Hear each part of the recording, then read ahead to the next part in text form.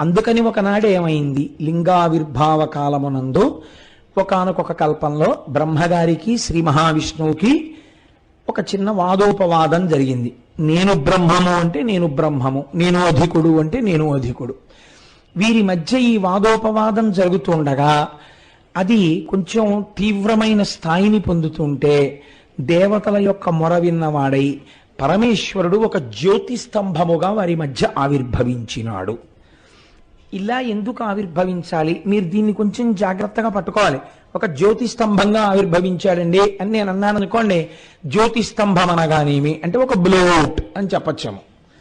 Blowout ఏముందండి, gas భూమిలోంచి అలా పైకి వచ్చేస్తే మండింది అనుకోండి, అలా పొడవుగా ఒక స్తంభాకృతిలో మండుతుంటుంది కదా. ఒక బ్లోఅవుట్ ఏర్పడితే చూడ్డానికి ఎన్ని ఊళ్ళ నుంచో వెళ్ళి చూసొస్తుంటారు దూరం నుంచి కదా. అలాంటి బ్లోఅవుట్ దెబ్బలాడుకుంటున్న ఇద్దరి మధ్యలోకి వచ్చింది అనుకోండి,